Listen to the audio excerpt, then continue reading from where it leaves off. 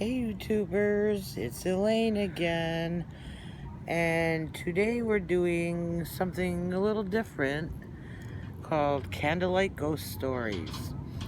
Well, as some of you know, we live in Arizona, and it's a little warm out. It's June, so we've got summertime in the desert going on. Eventually, when it gets cool, when we get cooler weather, we're going to do campfire ghost stories.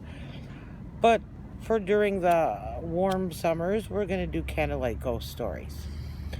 So, a lot of people who know my daughter and I know that we lived in a haunted apartment for 19 years. And this was back when we lived in Ohio. And that apartment, we moved into it right after I got divorced. So this was shortly before Savannah's 7th birthday. And it took a couple days before I really noticed anything unusual about the apartment.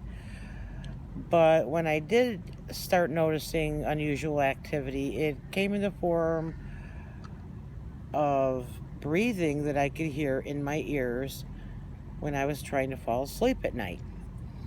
And when I say breathing in my ear, I mean it sounded like somebody was right up next to my ear, breathing into it. And this would happen I would notice it only when I was trying to fall asleep. So I can't really say, oh, I must have been dreaming. I couldn't explain it away like that because I wasn't asleep yet. So after hearing this a few nights in a row, I made mention to the fellow that I was dating, and I asked him if he could hear it at night, and he says, no, you're not hearing anybody but yourself or me breathing. So this was actually going on for a couple of years, and I didn't really mention it to my daughter at first. She was young, and I didn't want to scare her. So eventually, this boyfriend and I had broken up. And so he was no longer spending nights at the apartment. And that's when I started noticing I could still hear the breathing in my ear at night. So it definitely wasn't Ron that I was hearing breathing. I could hold my breath and still hear it, so it wasn't my own breathing I was hearing. So by this time my daughter was a little older. I thought, okay, I can go ahead and talk to her about it without scaring her too bad. So I mentioned it to her, and she's like, she laughs it off that I must be hearing her breathing. So I was kind of getting a little frustrated with people not believing me. So I tested that theory out one night when my daughter went for a weekend visit with her dad. I was in the apartment alone.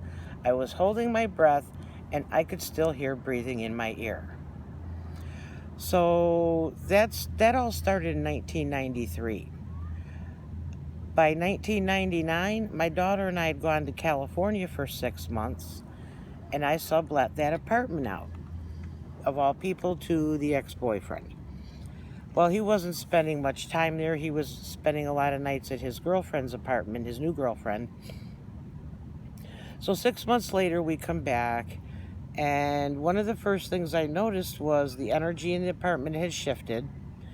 I could no longer hear the breather at night.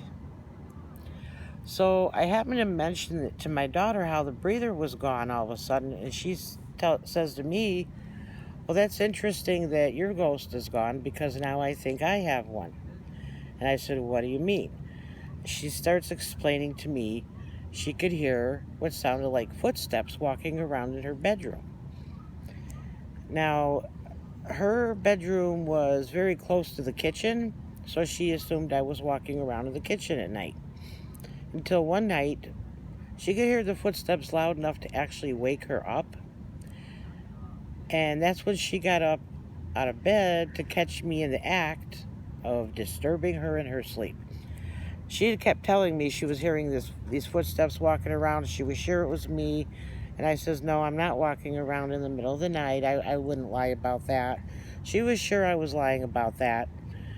So the one night she thought she was going to catch me walking around in the kitchen, she came flying into the kitchen, and nobody was in the kitchen. The lights were off, and she found me asleep on the living room couch.